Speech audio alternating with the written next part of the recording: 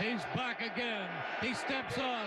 He's hit. He stumbles. He is throwing it deep for the end zone, and it is batted around and incomplete. And the game is over. The game is over. Ooh, had the back door. Oh, Simmons threw it in reverse. Oh my God! Deep to right field, way up there and way out of here. Second and one. Here's Hughes giving it across. Oh, what a save! Never on hold.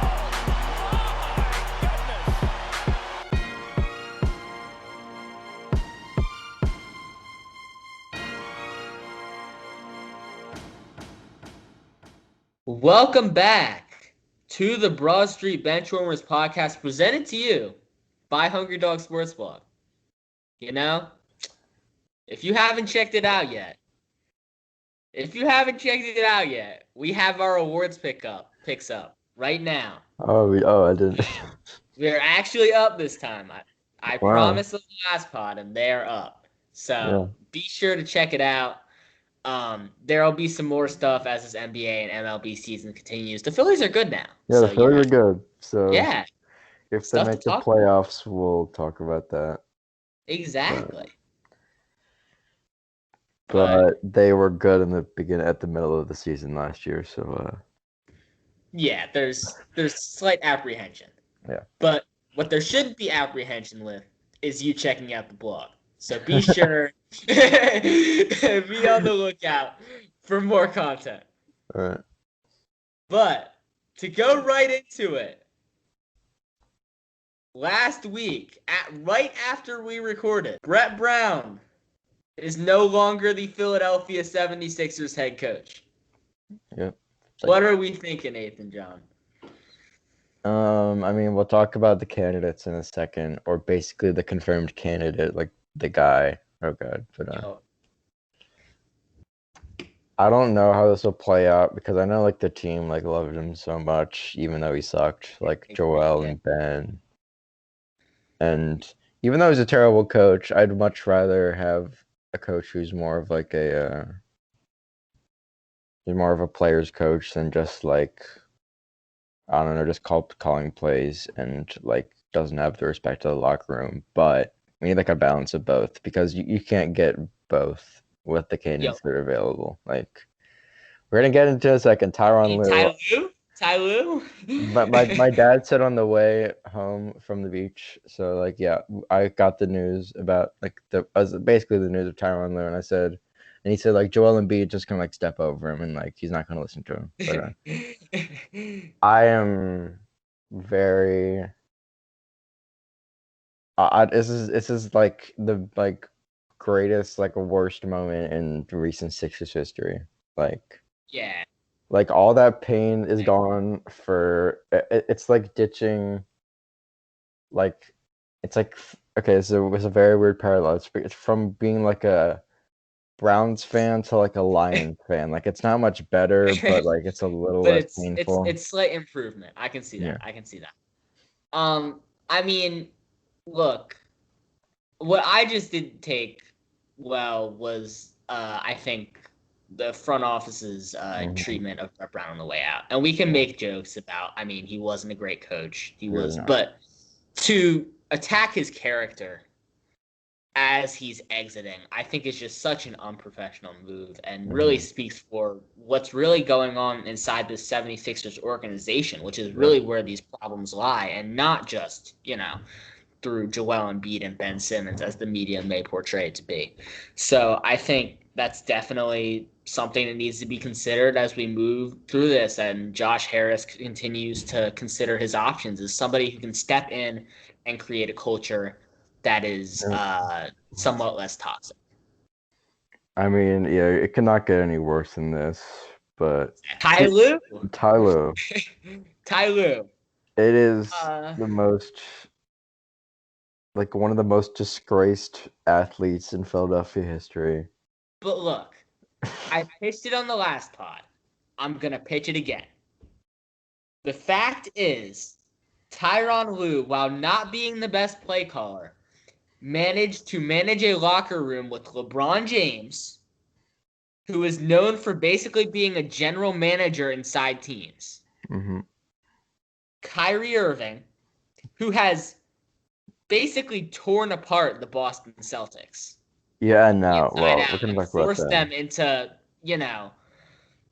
this, which probably was a good thing after all. But last season, I mean, who would have thought? And Kevin Love, who is now, throwing a fit Mhm. inside of the Cleveland Cavaliers. So I believe that, if you can inject leadership inside of this team in some way, this is a guy who, worked with LeBron. Ben Simmons is connected to LeBron. I mean, bring a mature leadership voice into this organization. I think that's definitely something that is needed, really. Mhm. But I think also to throw out another guy, Yeah. I really want Jack Vaughn. I really Mhm. do. I didn't think he was going to get past. We'll get into it later with the Steve Nash. I didn't think he was going to get out of Brooklyn. They say he has accepted an assistant coaching job, but I would do everything I could to try and still chase after him because the way he coached that underdeveloped Nets squad Mhm. throughout that bubble was something else. Yeah, I mean, he would work in like I don't know, like New Orleans. I don't know. He could use a head coaching job, but once the Eagles season comes around in like a week or two, it'll come back. But it'll Right now. Yeah. So, moving off of that, I think we got something much more exciting here. Mm-hmm. We're talking about. Should we start with? I think we should start with the Denver Nuggets and the Utah Jazz. Sure. Game 7 of the first round, we have a Utah Jazz team which many of us, including myself, thought was going to struggle against a Denver team that's so good defensively with what's been a lackluster offense all bubble. They come out strong 3-1. Denver ties it up. And we go to this game 7 where, I mean, Jokic just took over. Mm-hmm. He really did. And it was a defensive struggle. It wasn't a fun game to watch. I'll say that. Yeah. But, those at final minute was maybe the most intense minute of basketball we've had this entire NBA season, and I loved every second of it. So, what are your thoughts? I mean, as much as I love him, Stephen A. I don't think Jamal versus Mitchell is the next Bird versus Magic, but that was Max Kellerman. Oh, that was Max. Max Kellerman. Well, I think First Take is full of a lot of actually bad takes. So. It is. But Anyway, I think Jamal Murray, all jokes aside, is proving himself to be like a top 10 point guard, which is something I always thought he was like kind of overrated. And when I see him drop 50 on the Jazz, I'm like, okay. Yup. I even though most of like the media reactions of this are kind of like overblown. Yep. I think it is true that if Jamal Murray like keeps showing up, he could be in that like superstar like category as far as guards. I think it's a star second option. Yeah. I still think we all agree that Nikola Jokic is probably the best center in basketball. Yeah, I hate to say it. Yeah. And I mean the most dominant player on this team. So he's always going to be that.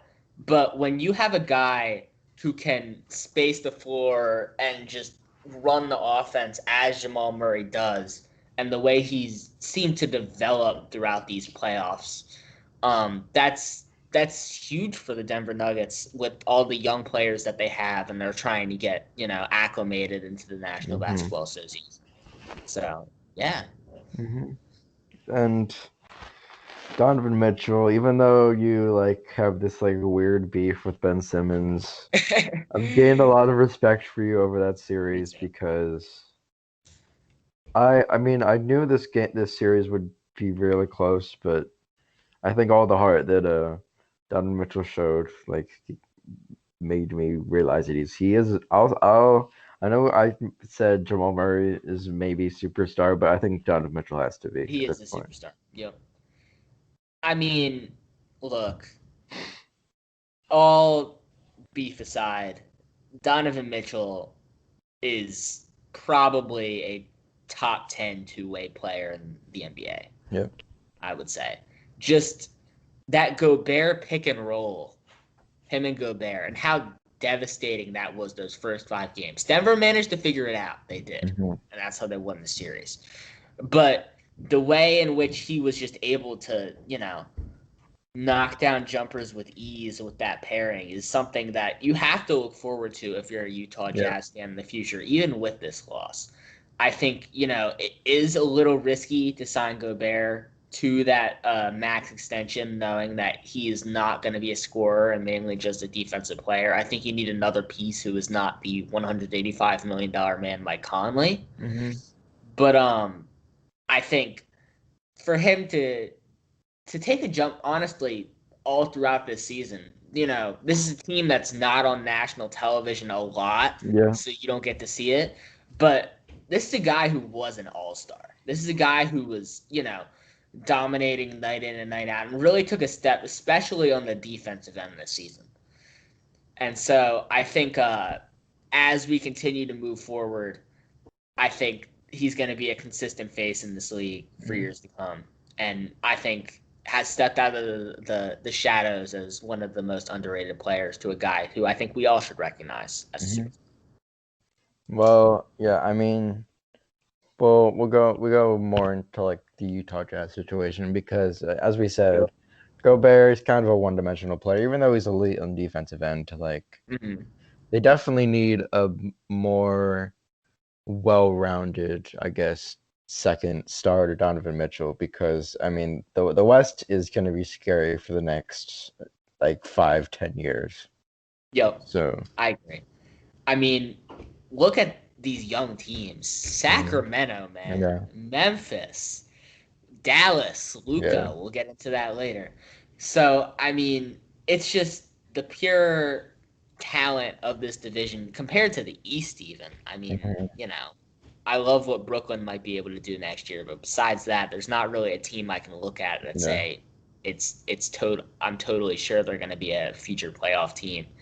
So I don't know, man. I just feel like this is a team that needs an extra star. You look at like a Bradley Beal. Well, that would be a great option. I don't know how he'd fit with Mitchell, but I mean, John Wall as well. Just somebody who can control the floor. Definitely needed.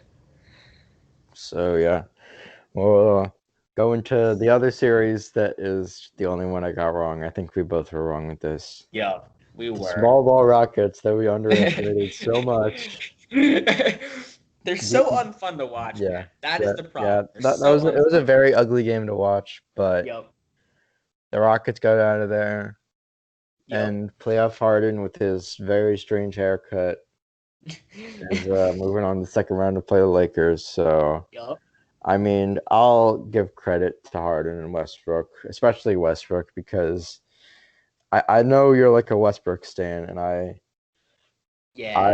do not think too highly of him, but I don't think they have a chance against the Lakers, but they proved to me that they aren't a perennial disappointment.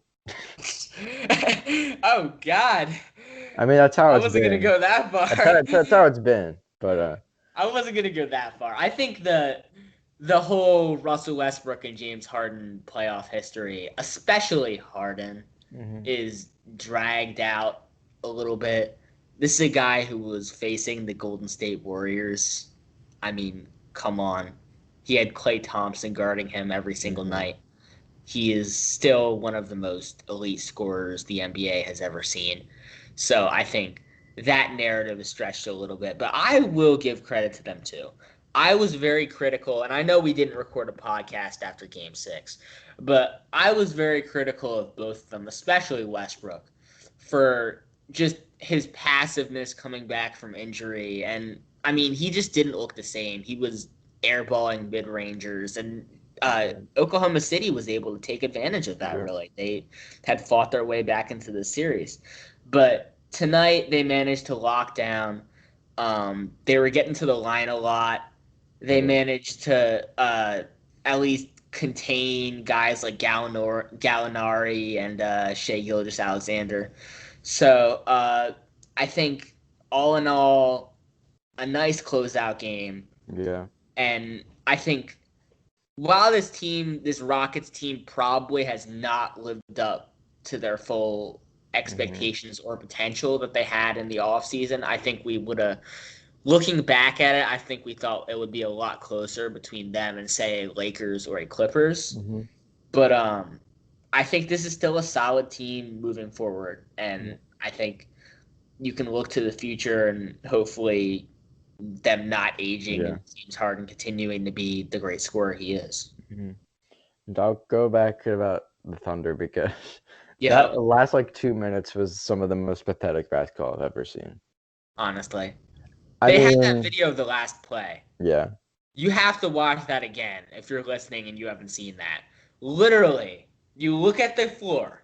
We're talking about the small ball Rockets, who have Eric Gordon starting at the 5. In the painted area, Steven Adams and Danilo Gallinari on the final play are nowhere to be seen when you're down 2. What is that drawn up? Yeah. We're talking about Billy Donovan, who's supposed to be the coach of the year, and your best play is 5 guys on the perimeter? Yeah. I just don't understand it. I don't. And before that, I think it was Chris Paul. He got a jumper at the free throw and completely bricked it. And I screamed at the TV, "You're being paid $38 million to miss jump shots." And to defend my past jaded self, I was only mad because I love this Thunder team. I do too. Shea, Chris Paul. I have to blow it up. Yeah. It makes me so sad. I think Gallinari is probably gonna go. I do too. Especially, do you remember that technical? Yeah. That technical, ridiculous on Harden, and he missed the free throw. That's just you're fighting for your lives in these playoffs. Yeah. And that's just unacceptable. And I think talking about the first few games, I believe. You brought up Luguentz Dort, and I was I jokingly. Yes. I jokingly said, is he actually clamping Harden up? And then you said, yeah. And then I watched this game the other day. I guess it was yesterday, but to see Luguentz Dort make shots and then pull off what was probably the most insanely stupid act of giving up on a play in my life. I have very mixed feelings on him, but look, Luguentz Dort is maybe the least fun, statistically good basketball player to watch, and that is why I love him so much. This is a guy who we watched I think it was game 5. Yeah, it was game 5. Bricking all those threes in the first quarter as Houston was daring him to shoot and just doubling guys like CP3 and Shea. We watch how, Harden was able to get to him at times in the first 2 games. Or in the second game, he didn't play the first. He was able to still drive for him. But I think this is a guy who is still developing, we talk about Matisse Thybulle as the potential for a lockdown defender. Yeah. I think Lu Dort's potential is even better than that, to be honest. I think just his abilities on the perimeter and to get physical and draw charges and things like that is just remarkable for a guy of his age. So I'm looking forward to the future of this Thunder team with him. I think this offseason, like you said, is going to be a lot of changes and a lot of movement. He's a guy who I think could even be a starter next season, and I don't expect them to move on from him. Yep. So, I guess we'll move on to the East. And Yup. Pain. More pain. You have pain The about this one. well, I mean, I have pain about both of these series because I yeah, said 1-2, yeah. and my I mean I will not say I'm a Bucks fan. I'm more of a Giannis fan, but Yup. this series has been very infuriating. Even though I am very impressed with Miami, it's kind of like if this team this Bucks team is like is good, they're very good. Then they're Yeah. just getting. I don't think this is an on paper thing. I think Miami's just playing with more heart. That's what I'm gonna say. I agree to an extent. I think matchup wise, the way you beat the Bucks is by containing Giannis. It's not Yeah, by beating Giannis. It's by containing Giannis. yeah, And Kelly Olynyk has stepped up. Bam is obviously an all-star. Jay Crowder has stepped up. They've just had so many guys to throw at him, as well as their ability to get to the line. The Bucks are a very physical defensive team, and while they are the best defensive team in the league, they, have a tendency that's really their only weakness. And so for Jimmy Butler and Goran Dragic and these guys to just have the ability to drive down the lane and even draw fouls on threes, mm, I've been startled, honestly, by the amount of fouls on threes in this series. That's just undisciplined defense by yeah, Milwaukee. Is uncharacteristic, unlike the fouls down the lane. So mhm, I think that's something they definitely need to clean up, and I think this series could be closer. But I'm just excited, man, because mhm, I wasn't sure. I know there was a lot of hype behind Miami and this being a great matchup, but I wasn't going to be totally sold until I saw it. And to see, I mean, I still have a little bit of love for Jimmy Butler. So mhm, to see them come in and just punch them in the mouth these first two games has honestly been fantastic. yeah. So I guess we'll address the elephant in the room. Yup.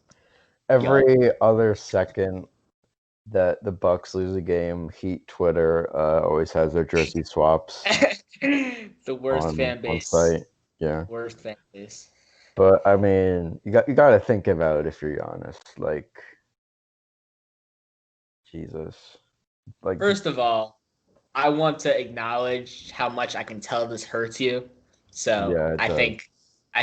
think this deserves a round of applause. I think this is true guts for you to bring this up. Giannis, like 15th overall pick, like 6 years ago, came from Greece when he was like 18.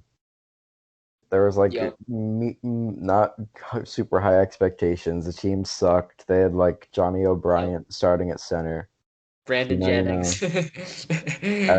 And like, geez, and like Larry Monte Sanders. Ellis. Yeah. So if you don't know any of those players, that's pretty indicative of that team. And then Yup. he just breaks out like once they once they rebrand to those cream and green jerseys from like that Yup. disgusting like red. But Yup. so yeah, he breaks out. He wins most improved player. I'm like, yeah, that's cool. And then Chris Middleton breaks out, and then Malcolm Brogdon breaks out, and then I mean obviously Brogdon left like last season for Indiana, but like that was a really fun team, and then Brook Lopez is turned into probably an all defensive player, Yup. and Center. you have shooters. You got Dante, you got Wesley Matthews. Just talk about this team in general in a second, but like they are a very good team, but when you are debatably the best player in the league and you can't get out of the second round, then I wouldn't blame it on. There is some blame to be put on Giannis, but Yeah. overall, this as a collective unit has been a disappointment. Yeah. So I don't want to say he's going to the Warriors. I don't want to say he's going to the Heat. I don't want to say he's going to the Raptors, but he's got to think about his future because I don't think Milwaukee, with overpaying for Chris Middleton, could get any better than they are right now. I mean, I just think, like you said, there's not much room for them to get better, and there's so much potential with some of these destinations that he could go to. We look at, the Toronto thing that's been rumored. I know I sound like I'm a Toronto fan every time I come to this podcast. I swear I'm not.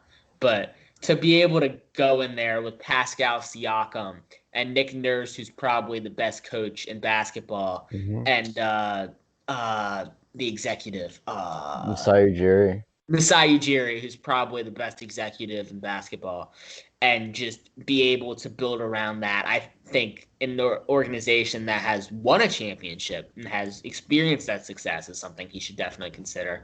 We look at Miami, who we know is a winning organization. I'm going to South Beach. So I think, for him to be able to team up with Jimmy and Bam in almost a KD-like situation, I feel like he would be kind of roasted for this one. Yeah. But, you look at that lineup with all those young shooters around him, that's just terrifying if you're any other team in the East. And then Golden State. This is a team that's going to be aging. It would work. But, yeah, it would work. Steph Curry is always going to be Steph Curry. The thing is, as you develop, his legs aren't going to be the same, but he's always going to have that shooting stroke. That's not something that goes away as you get older. And so, same thing with Klay Thompson if he continues to be able to recover from his surgery. So I think that's definitely should be a consideration. And I know he loves the city of Milwaukee. You can tell this is a guy who's, he's a fan favorite. He really represents that city well. So I don't know if I can say that I can see it happening, but I think if they do lose to Miami in this second round, or even if they lose to Boston or Toronto in the next round, I think there's definitely a discussion that has to be had between him and his agent and this organization on whether he can continue to be there in the future. Yeah.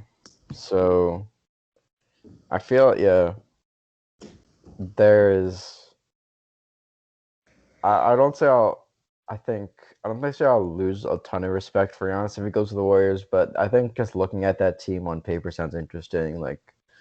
It does. Even though he's very overpaid, they might have to do a sign and trade with Wiggins. Yeah. But assuming the team stays the same, if it's Curry, Clay, Wiggins, Giannis, and I guess James Wiseman, even though I'm not very high on him, that sounds disgusting. It sounds lethal. And I was a guy who defended KD. I think, it's to leave Oklahoma City, it's a tough move, especially for a city that was just developing its team. But when you have the opportunity to win a championship multiple times and play with the best players in the league, why wouldn't you? It's like when you're out on the kickball field, and you're picking teams, and you got the team with the awful kids, and you got the team with the really good kids. And do you want to be the superstar on the team with the awful kids, or do you want to team up with the really good kids and win? And winning is the most important thing in this league. So, I would stand for that. All right, so moving on to probably the most painful segment for you. So we're basically just flipping it. Raptors Celtics. The Celtics look ridiculous. They're up 2-0. So I don't have many thoughts because I've only watched bits and pieces of the games. But you can go on a full rant. Go ahead. The floor is yours. I'm not gonna go full crazy mode like I did 2 weeks ago with Brett Brown. But look, man, this was the best defensive team in basketball throughout the bubble. I'm not going to say throughout the season, but throughout the bubble.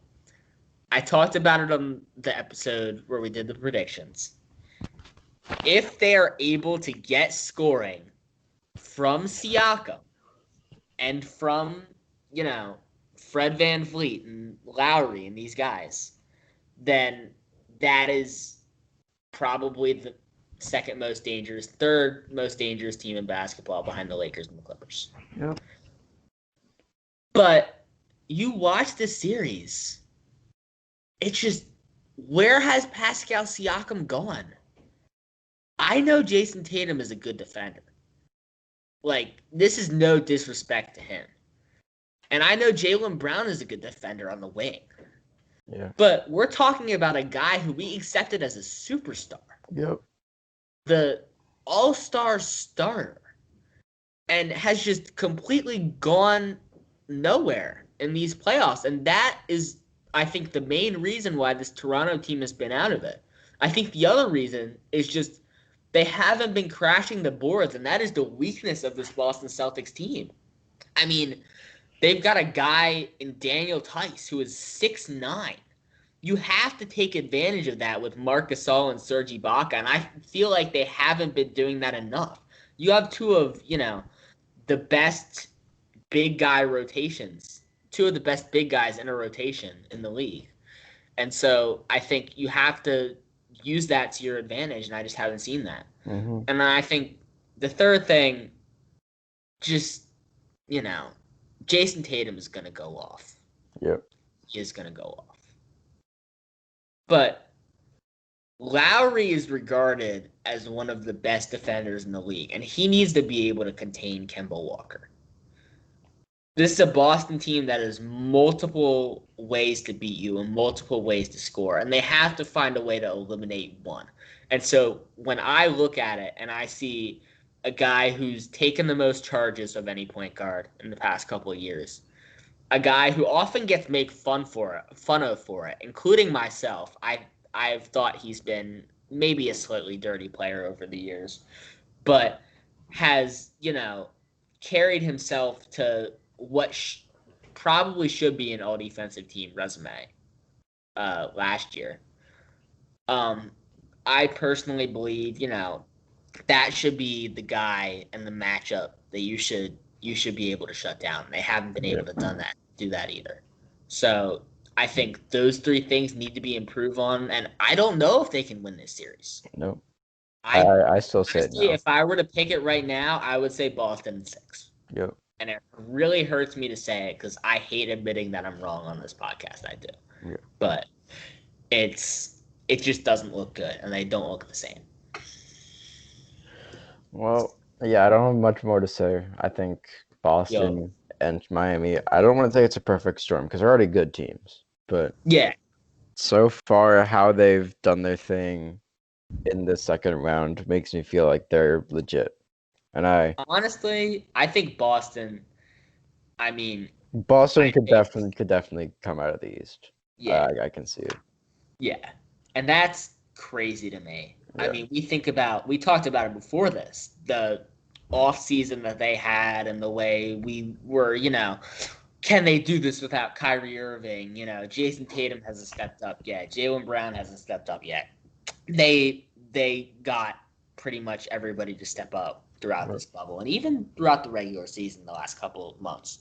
So props to them as much as it hurts. So more coaching news that doesn't involve Ty Lue, so we don't feel that bad. Steve Nash, one of my favorite players of all time, just got hired as the coach of the Brooklyn Nets. Yeah. And I mean, as far as basketball IQ goes, I think it's actually like a decent enough fit for like Kyrie and Karras and Spencer Dinwiddie and all those guys. But I'm still baffled why they fired Kenny Atkinson. Yeah, I know it's a KD and Kyrie thing, and if they didn't, they should have just promoted the Vaughn dude. But I totally agree. I think the most qualified guy to do this was Jack Vaughn. Yeah. And I know KD and Kyrie picked the coach, but again, the way he led that team in the bubble and took those young guys and just put them, in contention and held on to that 7 seed, I think was just something that I really did not expect. Mm-hmm. I mean, I think in my predictions, I said they were going to go 1-7. I think they won 4 games. So, I like Steve Nash too. He's Definitely not one of my favorite players of all time. I'll say that. But with a guy with no coaching experience, I don't know how much coaching experience KD and Kyrie need, but Jared Allen, Karis LeVert, Spencer Dinwiddie. Yep. I mean, these are guys who still need developing, and I just am not totally convinced that it is the complete right fit yet. Yeah. So, I mean, it's definitely is another weird. I'd say it's a really weird hiring because I didn't expect them to say Steve Nash, but no. I mean, it could be a perfect fit or a disaster because I agree. He's either I say it's probably a little bold, but he's either the next Steve Kerr or the next like Derek Fisher. It is the next Steve Kerr. Wow. I say it's he's wow. not. It's one. I'm not saying he's the next Steve Kerr. He's either going to be great or trash. He's not going to be just a. Okay. He's either going to be a puppet or he's going to be like an arbiter, I guess, like for that in that locker room. I personally think it reaches not Jason Kidd levels as to the extremes that I think went on off the court with Jason Kidd in the Milwaukee organization. Yeah. But as far as success, yeah, and I mean, this is a guy who's never called plays in his life. You can talk about how he was, a leader off the bench in those last Lakers years, but I mean, I would much rather have a guy who proved himself with experience, like a Vaughn or a Kenny Atkinson. I mean, I know everybody likes to bring up Mark Jackson with like. Putting the pieces together, but I mean, he did have an executive role with the Warriors, like during their dynasty or whatever. That's true. That's true. He was kind of like a mentor to Steph Curry, and I think Kyrie is like an even better sort of not a better, but like a very good fit as far as like a mentor goes. That's true. I think this team with our young guards also is really interesting because, I mean, Karis LeVert proved that he's an amazing player, and if Lou Williams or Dennis Schroeder fall off the face of the earth, I think Spencer Dinwiddie is one of the better sixth men in the league. I agree, yeah. And I think this team is going to be very interesting. Just hope this isn't like another like Lakers with Dwight Howard and Steve Nash situation. But I hope. I mean, I think this team is still going to be good. I mean, we're talking about Kevin Durant, who's probably the best scorer of all time. So I think, like we said, your jump shot doesn't go away as you get older. So even at 31 with the injury, he's still going to be great. Kyrie Irving still has the best handles of anybody in the NBA. Yeah. So that's a lot of people try to say ever, but I still say AI. No, it's still Kyrie. It's definitely still Kyrie. Oh really? It's still Kyrie? Oh, handles ever? Yeah. I still say Allen Iverson. But I don't know. Yeah. It's close. I wouldn't go there. Yeah. It's a tough one. Yeah. It's a tough one. I feel like I'm being biased if I pick AI. That's my only problem. Yeah. I mean, we just need to like take the Nets beyond the second round, and then I'll. Yeah. But, get a championship without LeBron, then. Yeah. Instead, just have like another top 5 player with you, but whatever. Let's just talk about the Eagles, just because we're at the end of the episode, and I guess it's like a thing now. Injuries. Call this Eagles check-in. Let's see. So Will Parks is out for like 6 weeks. That's fun. That's great. I didn't even see that. That's new to me. I was like looking forward to that. Like I thought. I was too. He's a Philly guy. It's a reunion. I thought he would be a nice like depth player to like mesh with like Rodney McLeod and who's the rookie? Kayvon Wallace and Jalen Mills. Let's go. Yep.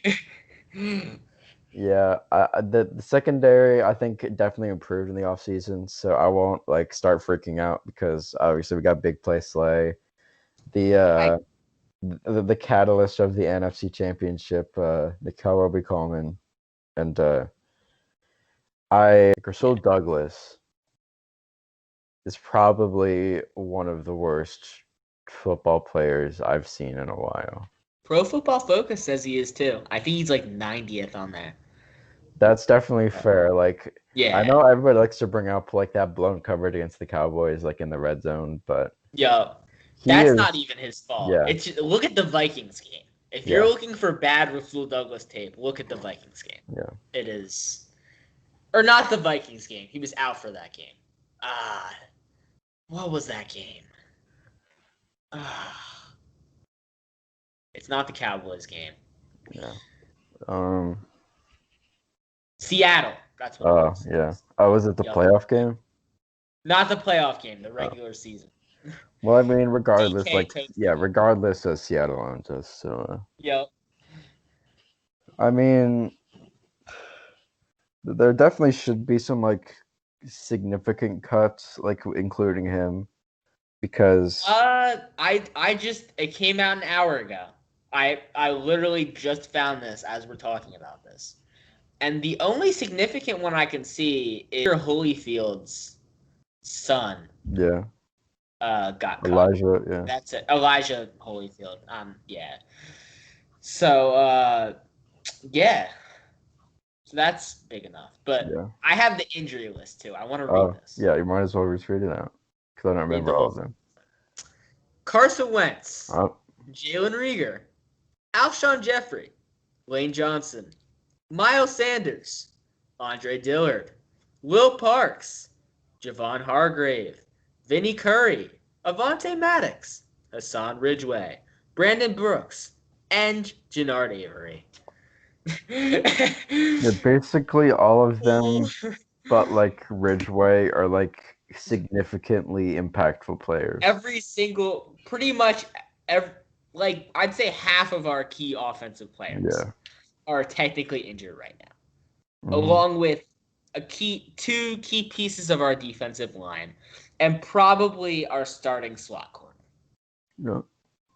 Look, I know we make a big joke about us having to play the Washington football team week 1, but Chase Young against this offensive line, the way That it's is, beaten it down right is now without dead. Johnson and Dillard, Yeah. and with Boston Scott blocking as a running back, Yeah. are you kidding me? It's going to be a Like, nightmare. it is going to be a nightmare. Because I honestly can yeah. see us losing that game. the only George. the only like true bright spot of that team is their defensive line. Like it's actually like ridiculous. Like Yo. Deron Payne, Jonathan Allen, obviously Chase Young. I guess you can have Carrion off the edge some plays. All these first-round picks. Like Montez Sweat. Like that is a defensive line. Exactly. And when you have Matt Pryor starting and the ghost it's of not Jason gonna end Peters well. starting, and I guess are we starting Mailata? Is it that bad? We're gonna have to if Lane Johnson doesn't play. Jesus. Well, A guy who was playing rugby, who has Yeah. never taken an official NFL snap. is gonna have to guard like Ryan Kerrigan like a whole game. Yup. So I mean, I think it'll be a defensive game because that offense outside of McLaurin is like very sus to me. But I agree. But I mean, we talk about Avante gone on the outside too. Are we gonna trust Sidney Jones no, God, to guard these receivers? no. I am so scared of that game now, and it's just Yeah. it's so sad. Yeah, we went from saying we would be like a great team to, and now we're back to the constant. I think I've mentioned like so many episodes just how much I hate the Philadelphia medical staff and across all sports. That narrative is just being pushed more and more. And Like, I but, mean, like, we fired our medical staff. We Yeah. hired the Rams medical staff. This should be improvement. The Rams have been one of the healthiest teams in the league outside of Todd Gurley. Yeah. But it's not. It's not. I didn't think it would get any worse than last season as far as the injuries, but No. it has. Like, I know people always, even though he is my guy, I think Fletcher Cox is a little overrated. And to be honest, our offensive line is elite. Like Brandon Brooks, maybe the best guard in football. Lane Johnson, probably top 5 tackle in the league. So top 3. yeah, I mean, I'd say like Mitchell, top 1. yeah, like Mitchell Schwartz and like Bakhtiari are probably the only ones that I can think of, or like Ryan Ramczyk. I think I would say he's better than all 3 of those. Honestly, well, he's more consistent. Anyways, just let's hope to God that so basically our receivers from last year have like the injuries from the receiving corps just bled over to the I know. offensive line, which is that was like the bright spot of this team. Like we have consistently had like a top 5, top 3 offensive line in the past like couple years. Exactly. And I wanted Andre Dillard to play. Like he's a first round pick.